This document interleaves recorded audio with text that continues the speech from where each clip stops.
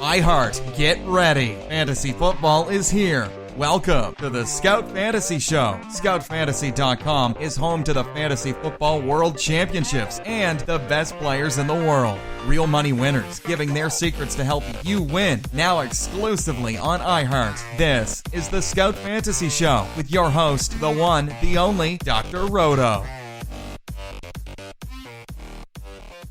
Dr. Roto. Get out the insurance cars. Get out the copay. The office is open, my friends.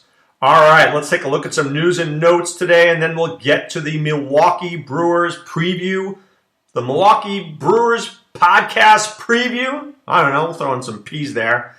Okay, first of all, I want to talk about Brett Lowry. Brett Lowry was a former member of the Roto family.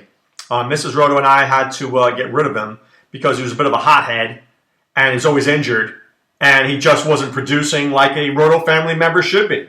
I mean, we've given this guy how many years of chances? Well, at this point, enough is enough. So we had to throw him out of the Roto family.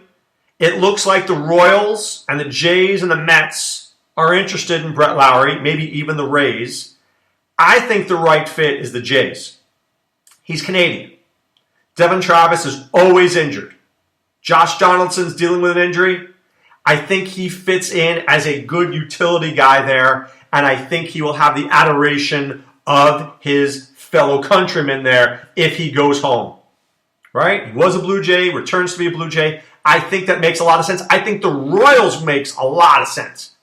I mean, really, Whit Merrifield, Raul Mondesi, I've got to think Brett Lowry is a significant upgrade at second base for them. So if he wants to play every day, I think it's the Royals. If he wants to go home, it's got to be the Jays. The Mets make no sense to me. I don't like it. I don't like it one bit. So we'll watch that closely. The WBC is just starting up. We're going to pray that there are no injuries. We're going to keep updated on this. Speaking of injuries, David Price is not out for the year with Tommy John surgery. Basically, that is tremendous news. We just spoke to Tim Britton from the Providence Journal today who said, expect his timetable to be pushed back a little bit. He might miss the first couple of weeks of the season, but they are hoping for the best there with Price, which would mean maybe he misses a start or two. I would say it this way. Hope for the best, expect the worst. And that's not to be negative. It's more of the fact of, look, I just am not sure how good he's going to be this year, and God forbid it comes back. It's a big problem. God forbid it comes back, it's a big problem. So, who knows if he can last the season? Is he worth $15 in an auction? Maybe. I'd rather pay $10. I don't think I'd get him at $10. I'd rather take him in fifth round, 15 in a draft, even though he'll probably go around 12. So, I'm not going to get Price this year. Doesn't mean he's not worth it, just a guy that I'm probably not going to get. All right, let's start previewing the Milwaukee Brewers. Let's go through their team. I'm going to give you a couple. First, I'm going to start it off a different way. Two prospects I want you to keep your eyes on. First of all, Jacob Nottingham. Jacob Nottingham comes from Oakland, came over in a trade for Oakland, and this guy's a hitter. He's a very good hitter, but it's going to take him some time. So watch him closely as he moves forward there because Jet Bandy and Andrew Susak and Mandy Pina, this is not what they're looking for in Milwaukee. They're placeholders for Jacob Nottingham.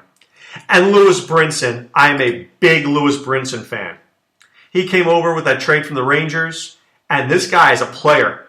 He's going to be up soon. I think they want to get him a lot more seasoning in AAA. He played in AAA in 2015, but only had 30 at-bats, and then last year he had 89 at-bats after having 300 in AA.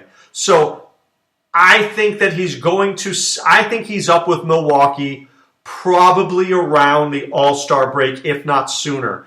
If there's an injury, I'm sure they'll try to go with Neuenhuis for a little bit, but Lewis Brinson can play. Lewis Brinson can play, and I think if I was in a reserve round of a draft Champions League or even of a dynasty league, he's a guy that I'm looking at. I'm looking at him. All right, so let's get to the starting team here. Jet Bandy's most likely going to be their catcher. And Jet with two T's, by the way, Jet Bandy. He's not really that good.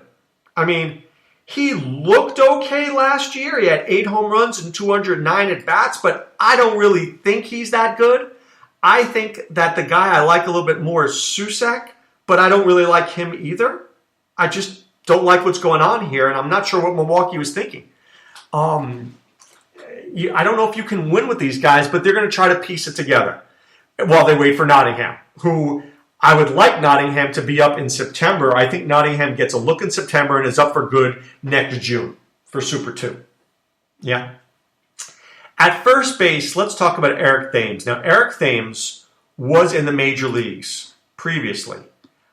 He was in the major leagues back up till 2012. In 2011, he hit a little bit for Toronto.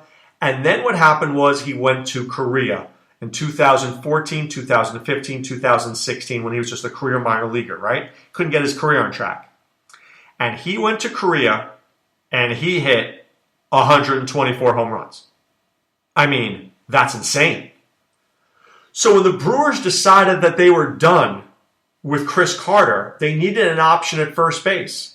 And they said to themselves, man, this guy Thames, what if we bring him back and he's like Chris Carter with a little better average and a little more speed? So I don't expect 40 home runs from him, but how about 20 and 80? How about he hits 260 and maybe steals 10 bases? That would be better than Carter with the exception of the power, right? Carter has more power, but he has no speed, and he can hit 220 for you. So I'm in on Thames a little bit. I don't love him. If I don't get that first batch of first baseman, and I don't get that second batch of the Myers and the Belt and guys like that, he's in that third batch of guys that I can live with. Okay? I can live with him. But a guy that you really can live with is Jonathan VR. Okay? He's going to start at second base. And last year, I don't think you realize how good his numbers are. I really don't. He had 285 with 19 home runs, 63 RBIs, 92 runs scored, and 62 stolen bases. 62 stolen bases. That's a huge number. Now, here's what I'd like to do. I'm going to give him a 20% sale. 20% discount. So I think his 19 home runs go to 15. His 62 go to about 48 to 50. So I've just knocked Jonathan VR down 20% from last year. And you know what you find out? He's still a good player. 15 home runs and 50 stolen bases is still good if I knock him down 20%. How about I can knock him down a third? Right? Those 19 home runs go down to about 13. 62 stolen bases go down to about 42. You know what? He's still a good player. So I haven't knocked him down a third and he's still a good player. So I like Jonathan VR a lot. And this is a solid second round pick. And he should be in your lineups. At shortstop, I am very intrigued by Orlando Arcia. This is a young kid who can hit. And I'm interested to see the power and where he hits in the order. Now, his defense is outstanding. He's got speed. He should be able to steal 20 bases in the majors. The question is, can he hit 240 and can he hit me 10 home runs? If he hits me 250 with 10 home runs and 20 stolen bases, I love him. I don't know if he can do it. But if he can, I love him. I worry that he's going to hit 8th in the order and not 2nd. If he hits 2nd, I'm a big fan. If he hits 8th, obviously he's going to lose RBI opportunities and he's not going to see as many good pitches to hit.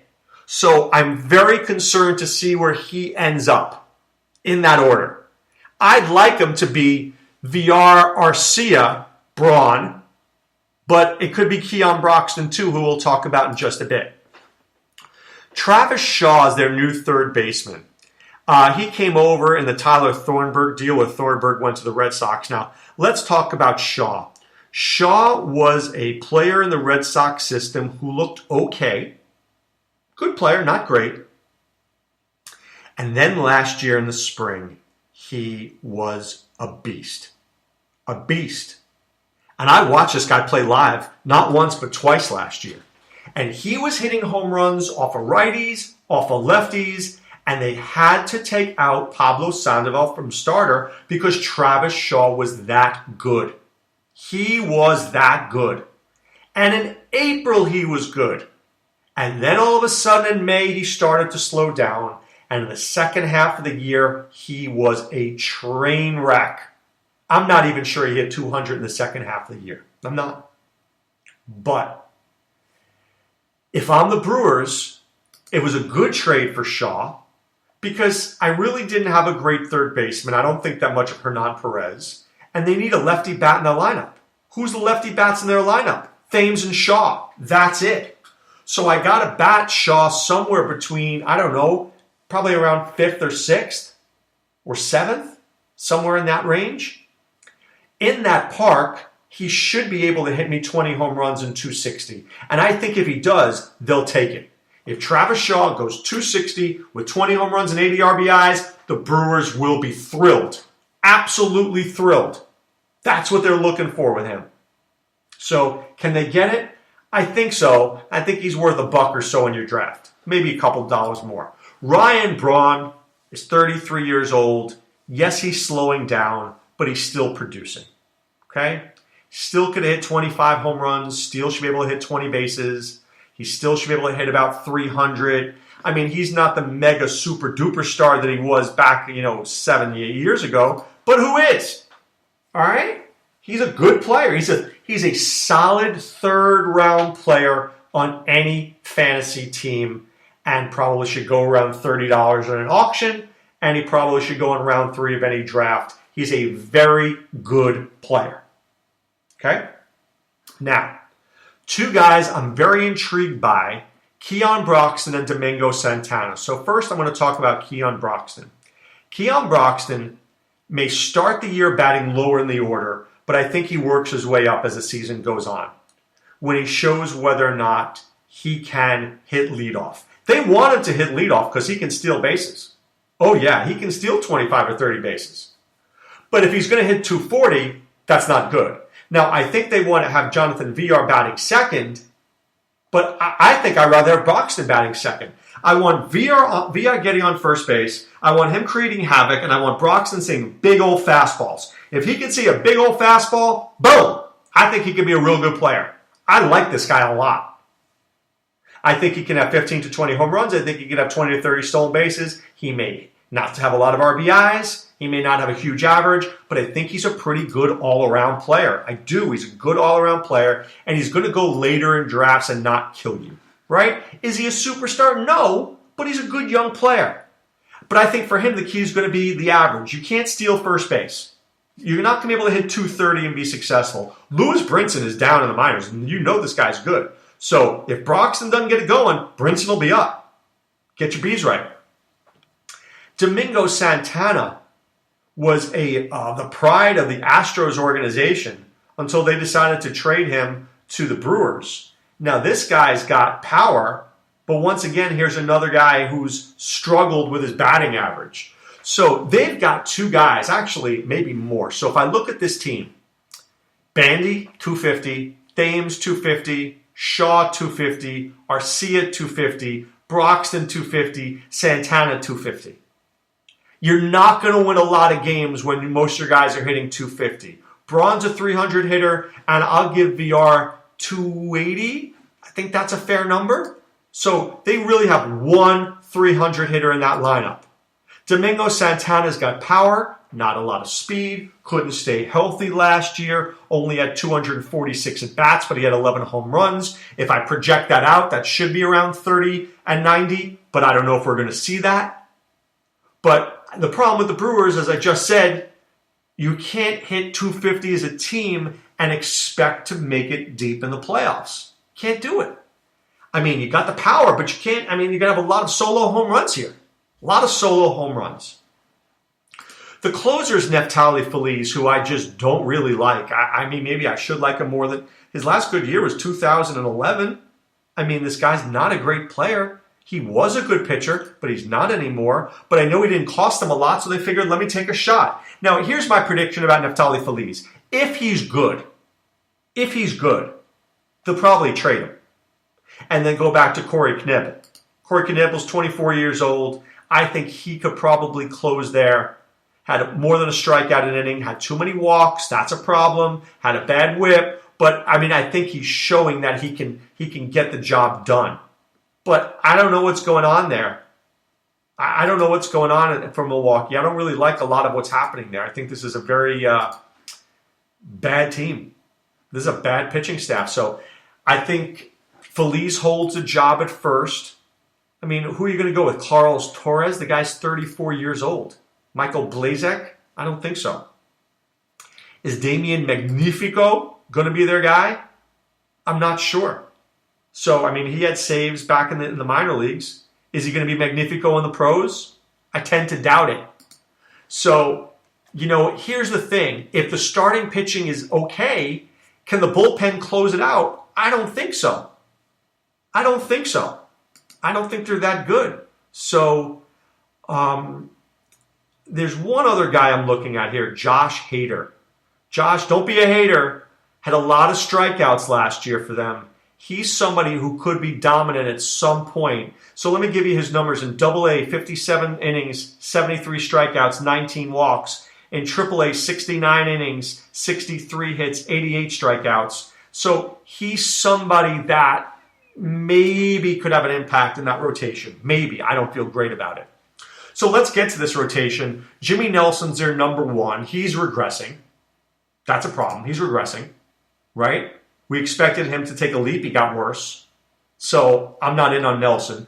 Junior Guerra scares the crap out of me. What is a guy who's a minor leaguer all of a sudden comes out as a rookie and is amazing like he was last year? That's fool's gold if I've ever seen it in my life. I'm spending $3 on Guerra at the auction, and I'm praying right now that somebody says 4. I say Junior Guerra 3. I'm like, please, please, please, please. Somebody says 4. I go, phew, woohoo! Thank God. Do you think he's going to be that good next year? Meaning this year? No. No, I don't think he was that good. I think he just performed well. Nobody'd seen him before. There was no book on him. These guys are good. They watch tape. They watch video. Fool me once, Junior Guerra. You're not fooling me twice. You know why? Because your name is Junior Guerra and you're 32 and you suck. I don't like Matt Garza. I don't like Willie Peralta. I think the guy I like is Zach Davies, who really good strikeout to walk ratio. Really good, 135 to 38. That's really good numbers. That's exceptional numbers. And I think this is a guy who I'll call him Kyle Hendricks light. That's about where he is. Kyle Hendricks light. Good pitcher, light on the strikeouts, doesn't give up a lot of walks, could get 10 to 12 wins, but there's a crappy bullpen. And I think the Milwaukee Brewers have issues. I just don't know how you sell this team to your fans. Maybe, if I'm looking at upside, VR steals 50, Arcia steals 20, Braun steals 20 and 30, Broxton and Santana and Thames do what they think they're going to do and hit for power, Shaw's steady Eddie, and Bandy doesn't suck. But I don't know. I don't see what's going on here. I like to envision, if I were the general manager, what do I foresee with this team? And I just foresee them looking up in mediocrity. That's what I'm seeing, foreseeing them looking up at mediocrity. But right now it's time to put away the insurance cards, put away the copay. The office is closed, my friends. I want to encourage you to check out scoutfantasy.com. Enter the promo code ROTO, that's ROTO. Pay for 1 month, get 2 more for free. Get access to Sean Childs' team outlooks. Get access to Adam Ronis' player profiles. Get access to my podcast, the My Fantasy in a Nutshell series, which I think is great stuff. If you can't read Sean's stuff, you could read mine. Quick little blurbs, boom, boom, boom. Know what I think about players, and that should help you. Because that's what we want. We want to help you be successful in your fantasy baseball leagues. So be a part of what we're doing at Scout, be a member of the Scout Army, and be a winner.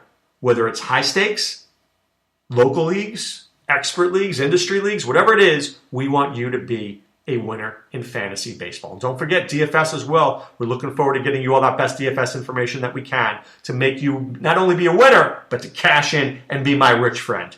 All right, guys, I hope you have a great day. Be well. Take care. Thanks for listening to the Scout Fantasy Show. There's never been a better time to join the Scout Army. Visit scoutfantasy.com. Use the promo ROTO for 2 months free. And don't forget, fantasy players, please thumbs up the podcast on the iHeart app. See you next time. Go Scouts!